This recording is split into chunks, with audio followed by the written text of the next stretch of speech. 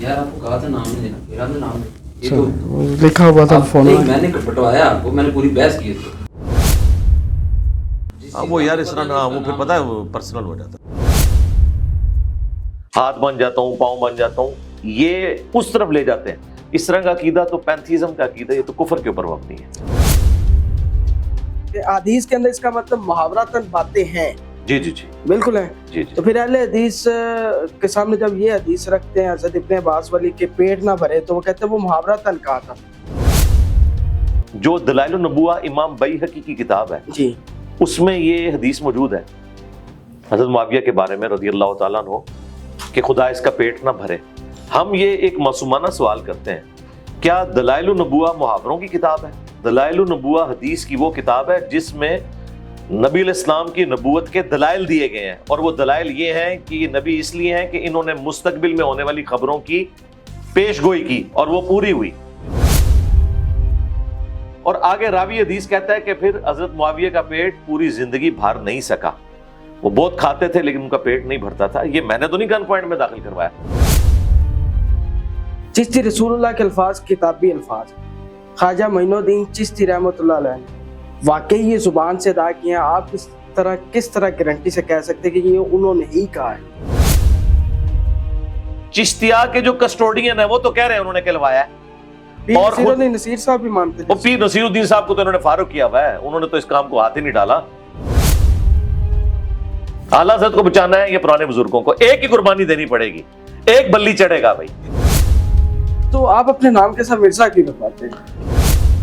वो घनी दाढ़ी वाला नजदी खबीस जुल्खवैसरा अत-तमीमी जिसने बुखारी मुस्लिम में हुजूर को कहा कि इंसाफ करो, अस्तगफिरुल्लाह, वो भी तमीमी है। आप मुझे बताएं, उस वाबी की वजह से, उसको वाबी कहते हैं आला हज़रत, एक वाबी खड़ा हुआ, उस वाबी तमीमी की वजह से क्या बनु तमीम से हम नफरत करेंगे? जी नहीं रहा, आप अपने आप को मजहबी स्कॉलर कहते हैं, मुफ्ती नहीं आप। इसके लिए कोई डिग्री की जरूरत नहीं है। डिग्री वालों का हाल यह है कि उनसे आप कुरान की आयत और हदीस पूछे, वो बता ही नहीं सकते। वो कहते हैं ये तो हमारे बुजुर्गों ने मसला बताया। तो मुफ्ती तुम कहां के हो? ये मुफ्ती नहीं, ये नक्काल है। हम ये कहते हैं कि जो आइन की हुक्मरानी के लिए खड़ा हो, वोट को इज्जत दो का नारा लगाए और आइन की हुक्मरानी चाहता है, उसको आप वोट डालें। भले वो नवाज शरीफ हो, भले इमरान खान हो, भले बिलावल भुट्टो। तमाम मकतबा फिक्र ने अपने अपने मदरसे बनाए हुए।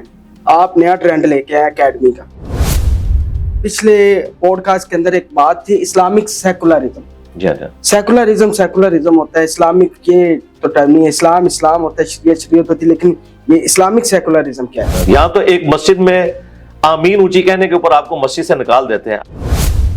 सिर्फ ये व्यूज के लिए फिर करते हैं। इनको अल्लाह जो है वो हदायत दे, ये कोई तरीका नहीं है। अगर यूट्यूब ना होती तो इंजीनियर मोहम्मद अली मिर्जा साहब भी ना होते। अहले हदीस की नमाज सबसे बेहतर है जी।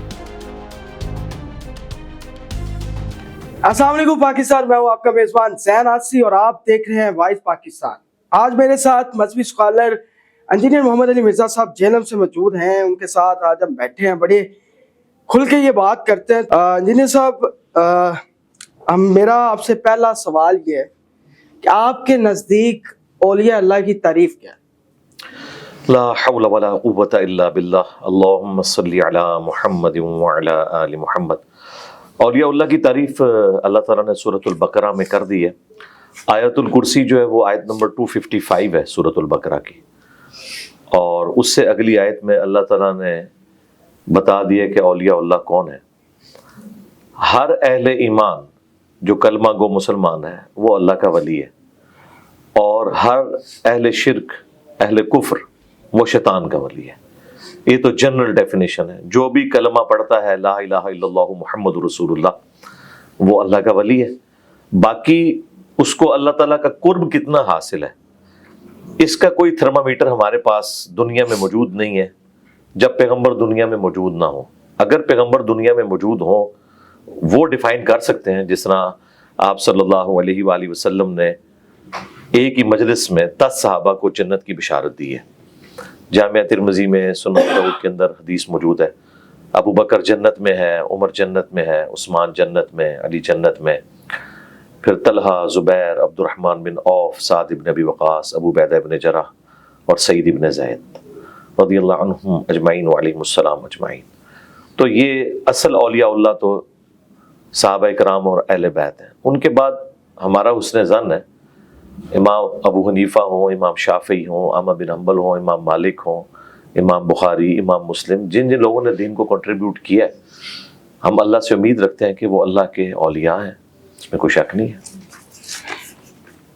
تو جو حدیث ہے صحیح بخاری کے اندر 6500 تو کہ کوئی نوافل اگر ادا کرے میرے لیے میں سماعت بن جاتا ہوں اور وہ اللہ کی طرف سے میں زبان بن جاتا ہوں. تو اس حوالے سے پھر یہ مطلب ظاہر سی بات ہے اگر کوئی اس طرح کی تمام ارکان اسلام پورے کر رہا ہے، اللہ کی عبادت کر رہا ہے، کوئی گناہ نہیں کرتا، گناہ سے بچ رہا ہے، تو اگر اللہ کی قربت اس طرح حاصل ہو جاتی ہے کہ اللہ تعالیٰ ان کی زبان مطلب جو بول رہے ہوتے ہیں، اس طرح کی کرامات تو ہو سکتی ہیں. دیکھیں زبان بن جاتا ہوں، ہاتھ بن جاتا ہوں، پاؤں بن جاتا ہوں، کان بن جاتا ہوں، یہ حدیث بخاری کے اندر ہے اور یہ حدیث یہاں پہ ختم نہیں ہوتی.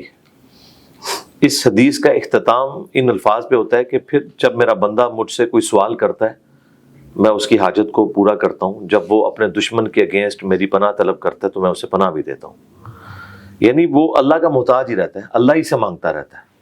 یہ نہیں ہوتا کہ اس کے ہاتھ اللہ بن گئے تو وہ یہاں سے ہاتھ بڑھائے گا اور وہ عرش پہ پہنچ جائے گا یا ہوا میں اڑ لے گا، اس کا بالکل یہ معنی نہیں ہے. دوسری بات، اگر ہاتھ بن جاتا ہوں، پاؤں بن جاتا ہوں، تو کیا کوئی شخص یہ دعویٰ کر سکتا ہے کہ اللہ میرے پاؤں بن گئے؟ یہ تو انتہائی گستاخانہ جملہ ہے.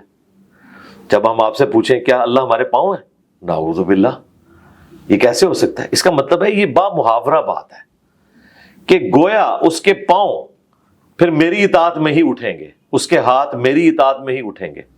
اس پہ یہ کاؤنٹر کوسچن یہ کرتے ہیں کہ یہ تو آلریڈی اس نے گناہوں سے بچ کے مقام حاصل کیا تھا، تو پھر اسے انعام کیا ملا؟ ہم کہتے ہیں انعام اسے یہ ملا کہ شروع میں تو اس نے کوشش کی، پھر اللہ تعالیٰ نے اسے یہ مقام دیا کہ وہ گناہوں سے اللہ نے اسے بچا لیا، اور اس کے اوپر جو استقامت ہے یہ اللہ کا انعام ہے. وقتی طور پہ تو کوئی شخص کوئی مرتبہ حاصل کر سکتا ہے، لیکن وقت گزرنے کے ساتھ ساتھ انسان کے اندر کمزوری آتی ہے، اور اس کمزوری کی کمپنسیشن یہ ہے کہ جو شخص فرائض میں پابندی اختیار کرتا ہے اور نوافل میں استقامت اختیار کرتا ہے تو میرا اتنا قرب حاصل کر لیتا ہے کہ میں اس کے ہاتھ بن جاتا ہوں. یعنی اب اس کے ہاتھ میری طرف سے انعام ہے اس کے لیے کہ وہ صرف نیکی کے کاموں میں ہی بڑھیں گے، اسپیشل پروٹیکشن ہوگی. اس کو سپورٹیو آیت ہے، قل ان صلاتي ونسكي ومحياي ومماتي لله رب العالمین. نبی تم فرماؤ بے شک میری نماز، میری قربانی، میرا جینا، میرا مرنا سب اللہ کے لیے. یعنی اوڑھنا بچھونا اللہ کی ذات ہے. پاؤں بن جاتا ہوں یہ نہیں کہ اللہ کوئی پاؤں کے اندر داخل ہو گیا، یا نعوذ باللہ پاؤں بن جانے سے مراد یہ ہے کہ ایک پاؤں وہ اٹھائے گا تو دوسرا وہ جو ہے وہ 7ویں بر اعظم میں جا کے لینڈ کرے گا. ایسا بالکل نہیں ہے. اس طرح کا مفہوم نہ کسی آیت میں موجود ہے نہ کسی حدیث کے اندر موجود ہے، کیونکہ اس کے اینڈ پہ الفاظ آ رہے ہیں جب وہ مجھ سے دعا کرتا ہے میں اس کی دعا قبول کرتا ہوں، اور جب کسی دشمن کے اگینسٹ مجھ سے پناہ مانگتا ہے تو میں اسے پناہ دیتا ہوں. بھائی اگر وہ اپنے دشمن کو نگاہ مار کے خود جلا سکتا ہے تو وہ اللہ تعالیٰ سے پناہ کیوں مانگ رہا ہے؟ یہ آخری الفاظ اس حدیث کی حفاظت کر رہے ہیں کہ اس کو آپ نے بالمفہوم لینا ہے، با محاورہ لینا ہے، نہ کہ باللفظ.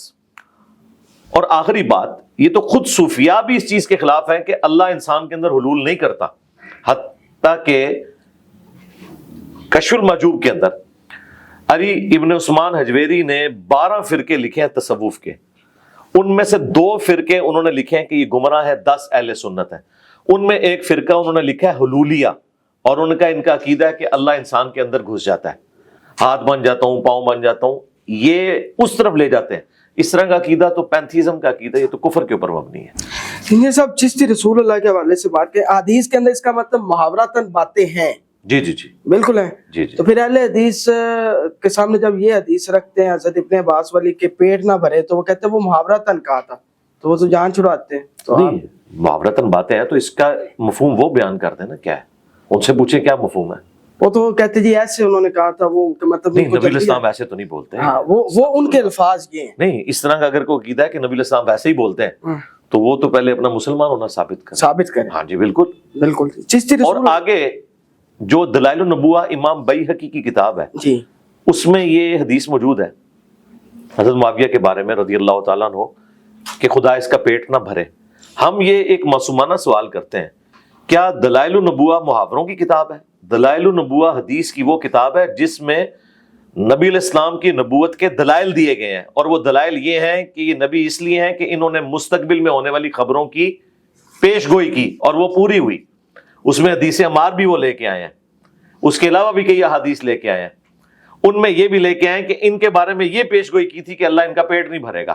وہ حدیث کا ٹاپک بتا رہا ہے، اور آگے راوی حدیث کہتا ہے کہ پھر حضرت معاویہ کا پیٹ پوری زندگی بھر نہیں سکا، وہ بہت کھاتے تھے لیکن ان کا پیٹ نہیں بھرتا تھا۔ یہ میں نے تو نہیں گن پوائنٹ میں داخل کروایا، تو یہ ایسا نہیں۔ لہٰذا یہ کہنا کہ مسلم میں حدیث ہے کہ نبی علیہ السلام نے کہا کہ میں جسے بد دعا دوں اے اللہ اسے دعا بنا دینا، اس کے ساتھ الفاظ ہیں اگر وہ اس کا اہل نہ ہوا، یعنی اگر وہ بد دعا کا اہل نہیں تو دعا بنانا، اور اگر اہل ہوا تو پھر وہ دعا ہی بننی چاہیے۔ جس طریقے سے نبی علیہ السلام نے بیان کیا ہے اسے آپ بد دعا کہہ لیں۔ تو نبی علیہ السلام نے جن لوگوں کو دعائیں دی ہیں نا جی، ان کے اوپر اثرات نظر آ رہے ہیں۔ حضرت انس بن مالک کے بارے میں بخاری مسلم میں ہے کہ نبی علیہ السلام نے کثرت اولاد کی انہیں دعا دی تھی۔ تو بخاری مسلم کے الفاظ ہے کہ میں 100 سے زیادہ بچے اپنے پوتے پڑ پوتے دفنا چکا ہوں، اتنی مجھے اللہ نے اولاد دی ہے۔ تو نظر آئی نا۔ تو یہاں پہ اگر یہ بدعا دعا میں کنورٹ ہو گئی تھی، پھر ہونا یہ چاہیے کہ حضرت معاویہ تھوڑا سا کھانا کھاتے ہوں اور ان کا پیٹ بھر جاتا ہو، کیونکہ الٹ ہونا چاہیے نا۔ بدعا تھی خدا اس کا پیٹ نہ بھرے، تو دعا کیا بنی کہ خدا اس کا پیٹ بھر دے۔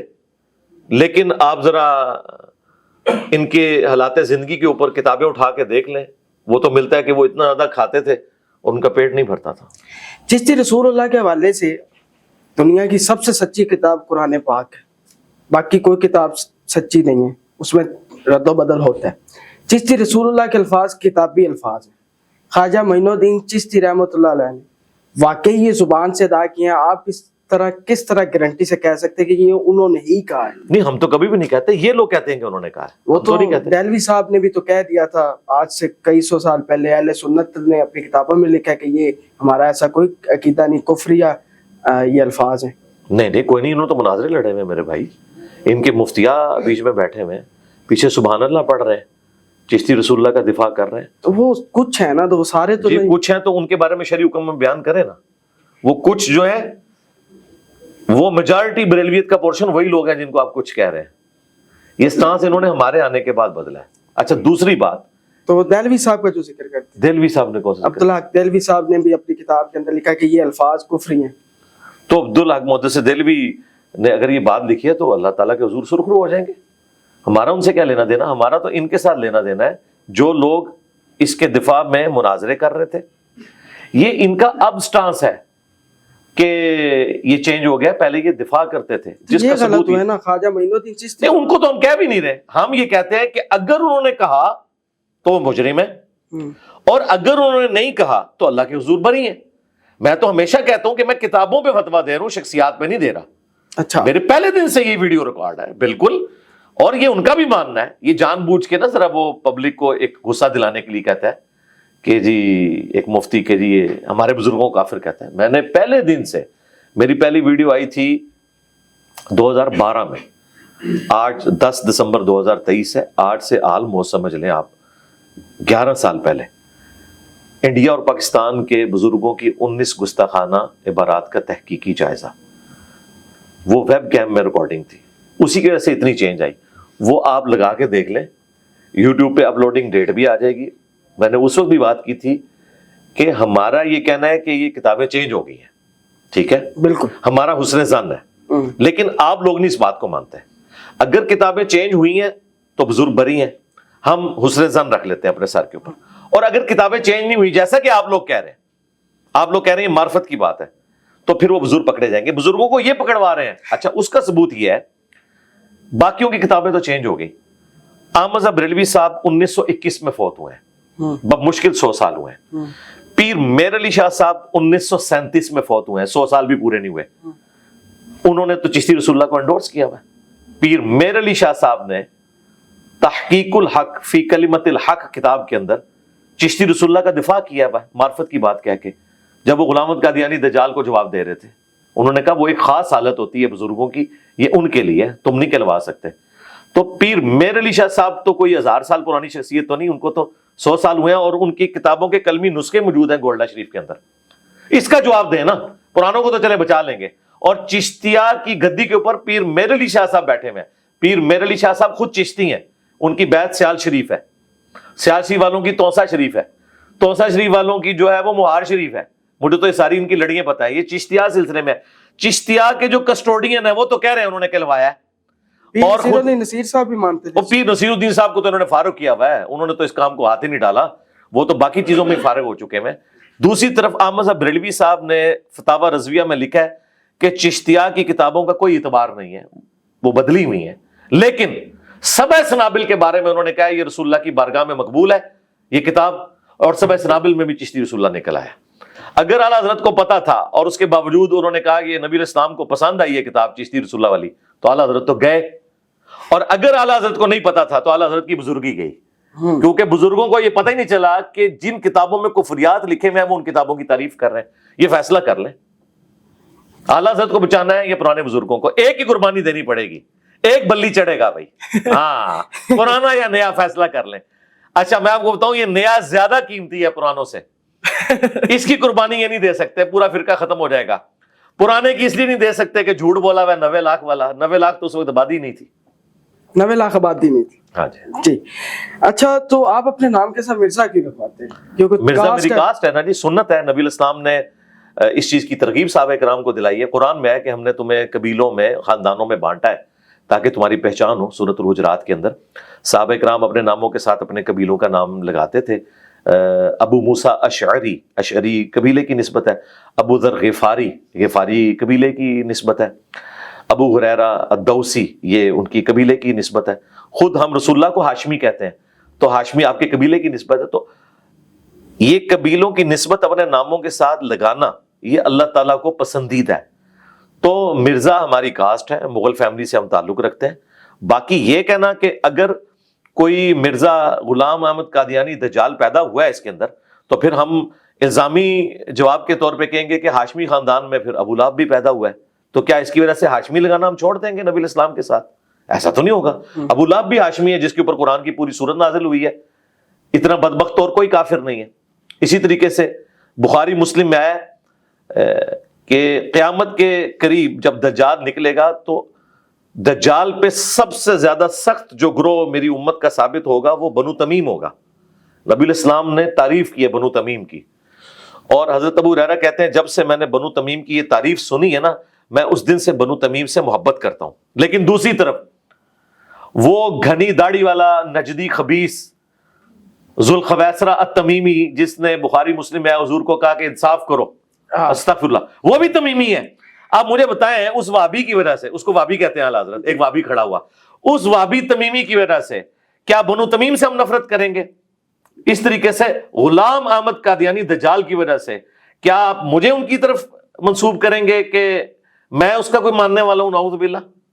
تو یہ ان کی ایک ڈھکوسل ہے, اور اچھا ہوا ہے ہماری دعوت کا کام زیادہ پھیلے ہی اس سے ہے کہ مجھے قادیانی کہتے ہیں, لوگ مجھے سنتے ہیں تو انہیں چشتی رسول اللہ اور تھانوی رسول اللہ کا پتہ چل جاتا ہے, وہ میری طرف آ جاتے ہیں, یعنی کہ رسول اللہ کے ساتھ جڑ جاتے ہیں صلی اللہ علیہ وآلہ وسلم. آپ کو کبھی زندگی میں دکھ ہوا ہے, کبھی کسی دن آپ کو لگا ہو کہ نہیں کہ یار یہ بہت بڑا دکھ بھری بات ہوئی اور بڑا دکھ ہے؟ کس پوائنٹ آف ویو سے؟ دعوت کے حوالے سے؟ جی. دکھ تو ہر بندے کو پہنچتے ہیں. دعوت کے حوالے سے تو میں الحمدللہ اب تو انجوائے کرتا ہوں. مجھے پتا ہے کہ ہر مشکل کے ساتھ آسانی ہے. ان مع العسر یسرا. آج تک جتنی بھی ہماری دعوت کے خلاف معاملات کھڑے ہوئے, آپ دیکھیں اینڈ رزلٹ ہمارے حق میں نکلا. ٹھیک ہے, وہ ہمارے بھائی پوڈ کاسٹ کرنے کے لیے پچھلی دفعہ آئے تھے, تو وہ کہہ رہے تھے دیکھیں جی قاسم علی شاہ صاحب کے خلاف جب پی ٹی آئی نے کمپین کی تو وہ تو بےچارے بیٹھ ہی گئے. 4 ملین سے زیادہ سبسکرائبر ہیں ان کے, تو ویورشپس 1-2 ہزار پہ آ گئی ہے, لیکن آپ کی تو بڑھ گئی ہے. میں نے کہا بھائی وہ قاسم علی شاہ ہے, ہم تو اللہ کے نبی کے مجاہد ہیں صلی اللہ علیہ وآلہ وسلم. ٹھیک ہے, اور ہم اللہ کے لیے کھڑے ہوئے ہیں. ہم سے جو ٹکرائے گا تو وہ انشاءاللہ دنیا میں اپنی سزا بھگت لے گا. جی نہیں رہا, آپ اپنے آپ کو مذہبی اسکالر کہتے ہیں, مفتی نہیں آپ. مفتی تو میں ہر مسلمان کو سمجھتا ہوں. آپ ہر مسلمان؟ جی ٹھیک ہے. مفتی کا مطلب ہوتا ہے فتویٰ دینے والا. جتنا آپ کو پتا ہے آپ اس کا فتویٰ دے سکتے ہیں. مثلا میں اگر آپ سے پوچھوں کہ وضو کا طریقہ کیا ہے, اس پہ فتویٰ دیں, تو آپ دیں گے. اگر روٹین سے ہٹ کے کوئی مسئلہ ہے, وہ تو چھوٹے مفتیوں کو بعض اوقات پتہ نہیں ہوتا, وہ کہتے ہیں بڑے مفتی سے پوچھیں گے. بعض اوقات بڑوں کو بھی نہیں پتا ہوتا, اس سے بڑے. تو اینڈ رزلٹ تو یہ ہے کہ ہر شخص مفتی ہو سکتا ہے. اس کے لیے کوئی ڈگری کی ضرورت نہیں ہے. ڈگری والوں کا حال یہ ہے کہ ان سے آپ قرآن کی آیت اور حدیث پوچھے وہ بتا ہی نہیں سکتے. وہ کہتے ہیں یہ تو ہمارے بزرگوں نے مسئلہ بتایا. تو مفتی تم کہاں کے ہو؟ یہ مفتی نہیں، یہ نقال ہے. نقال ایک ٹرم ہے فقہ کی جو نقل کرنے والا ہوتا ہے. مفتی یہ کہاں سے ہو گئے؟ یہ صرف اپنے بزرگوں کے فتوے نقل کرتے ہیں. عمران خان کو بھی آپ نے نچوڑا، عمران ریاض خان کا بھی ذکر کیا، صحافت کو بھی نچوڑ دیا، منصور علی خان صاحب بھی، اس کے بعد سیاستدان، یہ سارے مطلب ہیں.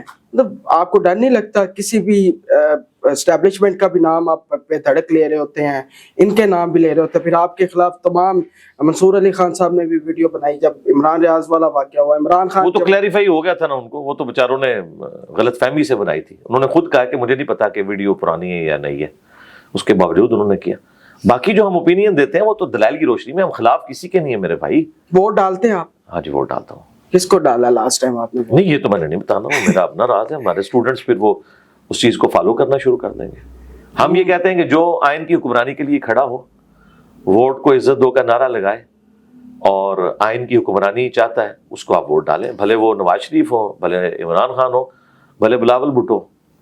تمام مکتبہ فکر نے اپنے اپنے مدرسے بنائے ہوئے ہیں، آپ نیا ٹرینڈ لے کے آئے اکیڈمی کا، تو اس حوالے سے کیا کہیں؟ یہ اکیڈمی تو ہم نے ایک اس کا نام رکھا ہے نا اس اعتبار سے کہ ہم مدرسے کا اگر نام یوز کرتے ہیں تو مدرسے میں تو لوگ پڑھتے ہیں آ کے ریگولرلی، وہاں پہ لوگ رہائش پذیر ہوتے ہیں اور ایک پورا ایک سسٹم ہوتا ہے. یہاں پہ تو اس طرح کا کوئی سلسلہ نہیں. ہفتے میں ایک دن اکیڈمی کھلتی ہے، اس کے اندر درس ہوتا ہے اور پوری دنیا سے لوگ آتے ہیں، اپنے سوالات رکھتے ہیں، میں ان سوالات کے جوابات دیتا ہوں. باپو کے آپ خلاف ہیں، کل کو اگر آپ کی اللہ نہ کرے ہر بندے نے موت کا ذائقہ چکھنا ہے، انتقال ہو جاتا ہے، اگر آپ کے اسٹوڈنٹ نے آپ کی قبروں پہ آ کے، آپ کی قبر پہ آ کے دعائیں مانگنا شروع کر دی، مجدد کا لفظ مل گیا، آپ ہی بابے بن گئے، تو پھر نہیں دعائیں کیا کہہ کے جائیں گے؟ جی میں بتاتا ہوں، دعائیں ان کی قبروں پہ لوگ جا کے مانگتے ہیں ان سے جن لوگوں نے خود اس طرح کی تعلیمات دی ہوتی ہیں. مجھے بتائیں کہ جو لوگ ان چیزوں کے خلاف ہیں ان سے تو جا کے کوئی نہیں مانگ رہا. مجھے بتائیں امام ابن تیمیہ، وہ ان سارے بزرگ بابوں کے خلاف تھے، ان کی قبر پہ تو کوئی جاتا ہی نہیں ہے مانگنے کے لیے، کیونکہ انہیں پتہ ہے یہ خلاف ہے. تو جو لوگ اس طرح کی چیزوں کے خلاف ہوتے ہیں اس ماڈرن دور میں تو اب کوئی ایسا معاملہ کرے گا نہیں، کسی کے ساتھ نہیں کر سکتا جو خلاف ہے. مجھے بتائیں ان پچھلے 10-15 سالوں میں کیا آپ کا مزار نہ بنے؟ مجھے کرنے کی ضرورت ہی نہیں میرے بھائی. کیوں بننا ہے مزار؟ مزار تو ان کا بنتا ہے جو مزارات کے قائل ہیں، تو ہمیں وصیت کرنے کی ضرورت ہے. وہ کارل مارکس جب زندگی موت کی کشمکش میں تھا نا، تو اس سے کسی نے پوچھا کہ آپ کچھ کہنا چاہتے ہیں؟ وہ کہتے ہیں اس موقع پہ وہ لوگ کہتے ہیں جنہوں نے زندگی میں کچھ نہ کہا ہو. یہ تو فضول حرکت ہے کہ آخری وقت میں مجھ سے پوچھ رہے ہو کچھ کہنا چاہتے ہیں. اس نے کہا میں نے جو کہنا تھا کہہ لیا، میں نے ڈاس کیپیٹال لکھ کے آپ کے حوالے کر دیے. تو مجھے بھی کوئی وصیت کرنے کی ضرورت نہیں. میں لوگوں کو رسول اللہ کے ساتھ جوڑا ہے. نبی الاسلام کی نبوت کا یہ معاملہ تو قیامت تک کے لیے انشاءاللہ ختم نبوت کی برکت سے. کارل مارکس کا ذکر کیا تو وہ آپ کا پچھلے پوڈ کاسٹ کے اندر ایک بات تھی، اسلامک سیکولرزم. جی ہاں. سیکولرزم ہوتا ہے، اسلامک یہ تو ٹرم نہیں ہے. اسلام ہوتا ہے، شریعت ہوتی ہے، لیکن یہ اسلامک سیکولرزم کیا ہے؟ اسلامک بینکنگ ہوتی ہے، وہ بھی ایک ٹرم ہے نا. ہاں تو ٹرم وہ ٹھیک ہے نا. اسلامک بینکنگ بھی درست ہے، اسلامک ڈیموکریسی بھی درست ہے. ٹرمز تو انہی سے ہم نے لینی ہے نا. ہائی کورٹ، سپریم کورٹ اور سول کورٹ، تعریف کرتے اسلامک سیکولرزم. اسلامک سیکولرزم جو ہم نے ڈیفینیشن کی تھی وہ یہ ہے کہ ہر مکتب فکر کو آزادی ہونی چاہیے کہ وہ اپنے اسکول آف تھاٹ کے مطابق زندگی گزارے اور گن پوائنٹ پہ کوئی بھی شخص کسی کو اپنے فرقے میں شامل کرنے کی کوشش نہ کرے، اس کی لائف کو ونریبل نہ کرے. کیونکہ پاکستان میں اگر کوئی اس اعتبار سے اسلامی حکومت آتی ہے نا کہ وہ کسی فرقے کی ہو، اور یقیناً ایسا ہی ہونا ہے کیونکہ جس کی اکثریت ہے وہ آ جائے گا، تو وہ دوسروں سے جینے کا حق چھین لے گا. حقیقت ہے. یہاں تو ایک مسجد میں آمین اونچی کہنے کے اوپر آپ کو مسجد سے نکال دیتے ہیں. اب مجھے بتائیں جو لوگ آپ کو مسجد سے آمین اونچی کہنے پہ نکالتے ہیں، رفع الیدین کرنے پہ، کل کو اگر ان لوگوں کی حکومت آ گئی، وہ آپ کو گھر میں بھی آمین نہیں اونچی کہنے دیں گے. وہ تو کہیں گے ہماری حکومت ہے، ہماری مرضی چلے گی. تو اس کو ہم کہتے ہیں اسلامک سیکولرزم. ایک ٹرم ڈیوائز کی جس طرح اسلامک بینکنگ، اسلامک ڈیموکریسی، آپ خلافت کا ہی ایک ماڈرن نام سمجھ لیں. اسلامک سیکولرزم، اسلامک ڈیموکریسی، یہ ہے سب. آپ کی کوئی الگ مسجد تو نہیں ہے؟ انہی مساجد نہیں، ظاہر انہی مساجد میں نماز پڑھتے ہیں. جی الحمدللہ. وضو کن کا ٹھیک ہے، اہل توشیعوں کا یا باقی تمام؟ دونوں کا ٹھیک ہے، لیکن اہل سنت کا وضو جو ہے وہ زیادہ بہتر ہے اس اعتبار سے کہ عموماً پاؤں پہ گرد لگی ہوتی ہے، صرف مسح کرنے سے کام نہیں چلتا. اور یہ اہل تشیع بھی مانتے ہیں کہ اگر پاؤں صاف ہوں گرد ان پہ نہ لگی ہو پھر ہی مسا ہوتا ہے.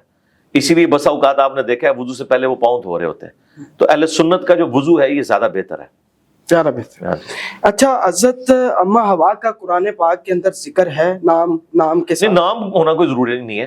قرآن میں تو کسی عورت کا نام نہیں آیا. نوح کی بیوی، لوط کی بیوی، ٹھیک ہے، عمران کی بیوی، صرف ایک عورت کا نام آیا ہے اور وہ ہے سیدہ مریم. اور وہ ان کی وجہ سے نہیں آیا چونکہ ان کو اللہ تعالیٰ نے ایک معجزانہ بیٹا دیا تھا حضرت عیسیٰ ابن مریم، اور حضرت عیسیٰ علیہ السلام کو بھی ایک تہمت سے بچانا تھا. ان کو اللہ نے کہا یہ روح من ہے اور یہ ماں سے پیدا ہوئے، باپ ان کا کوئی نہیں تھا. ان کو اللہ نے معجزہ بنایا جہان والوں کے لیے، اس لیے صرف مریم کا نام آیا. باقی نبی علیہ السلام کی اپنی بیٹیوں کا نام نہیں آیا، آپ کی بیویوں کا نام نہیں آیا. حضرت آدم علیہ السلام کی پسلی سے بنایا گیا، یہ ذکر بھی ہے. ہاں جی، یہ بخاری مسلم میں ہے. اور قرآن پاک میں جی قرآن میں ہے کہ ہم نے سورہ النساء کا سٹارٹ ہی اس سے ہے کہ ہم نے تمہیں ایک جان سے پیدا کیا اور اسی جان سے اس کا جوڑا بنایا. پسلی کا ذکر نہیں ہے. نہیں، پسلی کا لفظ چھوڑ دینا. مسئلہ یہ ہے کہ ایک جان سے پیدا کیا، اس سے اس کا جوڑا بنایا، ٹھیک ہے، اسی سے اس کا جوڑا بنایا، یعنی اسی میں سے نکلا. اس کی تشریح بخاری مسلم میں پسلی کے الفاظ کے ساتھ آئی ہے. حلالہ کے بارے میں بتا دیں.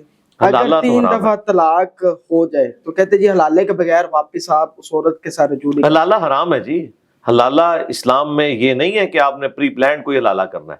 وہ تو سنن ابن ماجہ میں حدیث ہے کہ حلالہ کروانے والے پر اور کرنے والے پہ اللہ کی لعنت ہے. اگر طلاق ہو جاتی تو واپس وہ آٹومیٹیکلی، دیکھیں اگر کوئی شخص بھول کے بریانی کی پوری پلیٹ بھی کھا جائے اس کا روزہ نہیں ٹوٹے گا، لیکن جان بوجھ کے ایک لقمہ بھی لے گا تو ٹوٹ جائے گا. وہ آٹومیٹک حلالہ ہے. اس کو جو حلالہ کا نام دے دیا، کوئی بھی نام لے، کہ کسی عورت نے کسی مرد سے شادی کی، وہ فوت ہو گیا یا اس نے اپنی مرضی سے طلاق دے دی، تو وہ اپنے پہلے خامد کی طرف لوٹ سکتی ہے. پری پلان کر کے یہ کسی کے نزدیک بھی حلال نہیں ہے. نہیں، میں یہ پوچھنا چاہوں اگر پہلی میاں بیوی کے درمیان طلاق ہوگی، تینوں طلاقیں ہوگی، تو وہ واپس نکاح ہوگا اگر وہ چاہتے ہیں؟ نہیں، کچھ بھی نہیں ہو سکتا. 3 طلاقیں ہوئی تو فارغ. بس دوبارہ وہ ظاہر تو کیا کرے، 3 گولیاں مارے. اب طلاق کا مطلب ہی یہی ہے نا، کیا کرے؟ کیوں رجوع کرنا چاہے؟ رجوع کرنا چاہتے ہوتے تو طلاقیں دیتے. مطلب عورت کو آپ نے ایک کموڈٹی بنایا ہوا ہے کہ 3 فائر مارے ہیں اور کہہ رہے ہیں اب میں اس کو زندہ کرنا چاہ رہا ہوں. یہ تو نہیں ہے نا، ورنہ تو طلاق کا کنسیپٹ ہی ختم ہو جائے.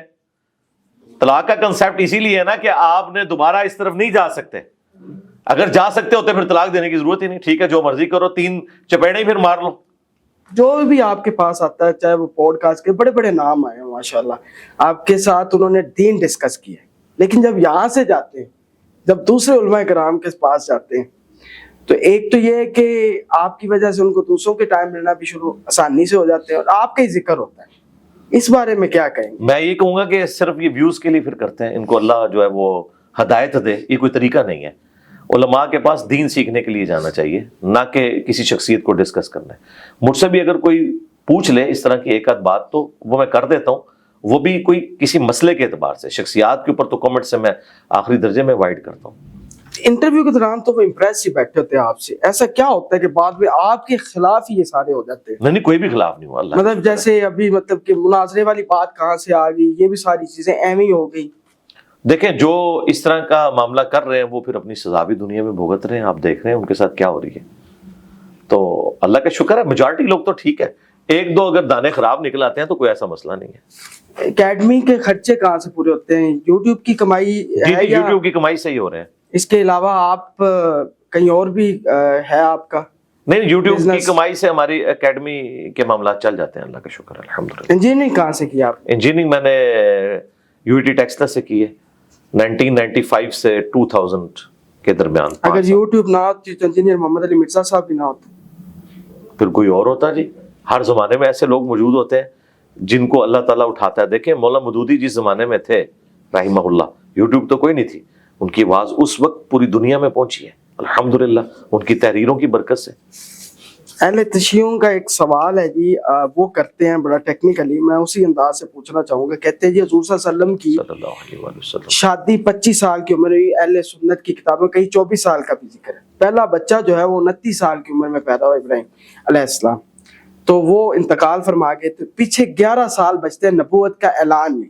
تو ان 11 سالوں میں باقی بچے پیدا بھی ہونے ہیں، انہوں نے بڑا بھی ہونا ہے، جوان بھی، ان کی شادیاں بھی ہونی ہیں. تو اس طرح تو حضرت فاطمہ ایک ہی بیٹی وہ عقلی دلیل بنتی ہے، باقی بیٹیاں کیسے؟ جی یہ جو سٹارٹ ہے نا یہی غلط لیا ہے. جب آپ بنیاد ہی غلط کریں گے.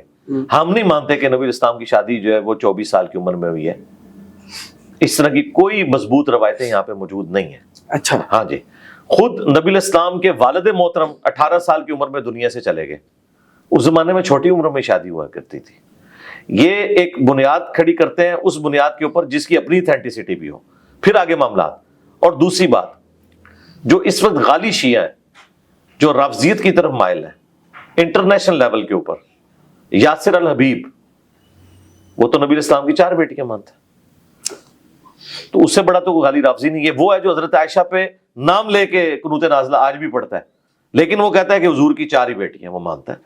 شیعہ کتابوں میں موجود ہے 4 بیٹیاں الحمدللہ، اس میں کوئی انکار نہیں. اور نبی اسلام کی اپنی بیٹی ہے.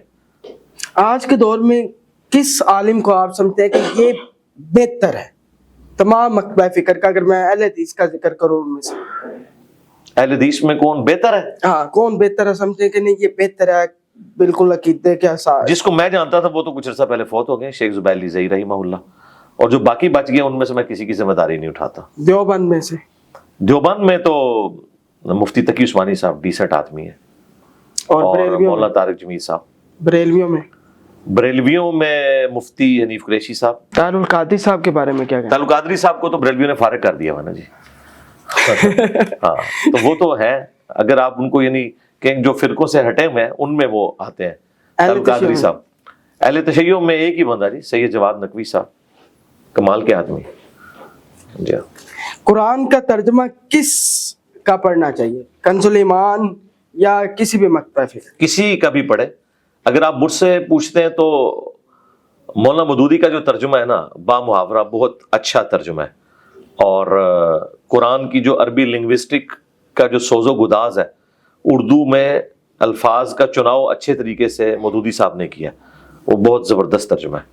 باقی آپ کسی کا بھی پڑھ لیں. پیر کرم شاہ صاحب الازہری کا بھی بہت اچھا ہے. مفتی تقی عثمانی صاحب کا بھی ترجمہ آیا وہ بھی آسان ہے. ڈاکٹر تعال القادری صاحب کا بھی ترجمہ اچھا ہے. کسی کا بھی پڑھ لیں، ساروں کا پڑھنا چاہیے. اس کا کمپیریزن آپس میں کریں.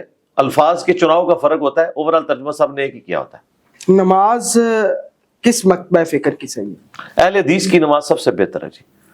باقیوں کی صحیح سنت کے مطابق بھی ہے اور ایک طریقے سے پڑھتے ہیں وہ سکون کے ساتھ. باقی تو اٹھا کے پرے پھینکتے ہیں جی نماز کو. بخاری مسلم میں حدیث ہے، انس بن مالک کہتے ہیں کہ نبی الاسلام جب ہمیں نماز پڑھاتے تھے آپ رکوع کے بعد اتنی دیر کھڑے ہوتے کہ ہم کہتے کہ آپ سجدہ کرنا بھول گئے ہیں، اور 2 سجدوں کے درمیان اتنی دیر بیٹھتے کہ ہم سمجھتے کہ آپ دوسرا سجدہ کرنا بھول گئے ہیں، اور ہر رکن آپ سکون سے ادا کرتے. اس طرح کی نماز تو صرف اہل حدیث پڑھ رہے ہیں، باقی تو ڈنگ ٹپاؤ کام ہے. اہل تشیع کا طریقہ نماز، اہل تشیع کا جو ہاتھ کھول کے نماز ہے وہ اہل سنت کے ہاں بھی ثابت ہے. ہم ہاتھ کھول کے نماز پڑھنے کو بھی سنت سمجھتے ہیں، جائز ہے، سنت ہے. جی بالکل. ہم نے انجینئر محمد علی مرزا صاحب سے کھل کے سوالات کیے ہیں اور ان کے جوابات آپ کے سامنے ہیں. آپ بھی کمنٹ سیکشن میں لازمی بتائیے گا. اگر آپ کا کوئی سوال ہو تو وہ بھی لازمی کمنٹ سیکشن میں بتائیے گا، اور ویڈیو کو زیادہ سے زیادہ شیئر کیجیے گا. اپنے میزبان ذہن آصی کو اجازت دے. اللہ حافظ.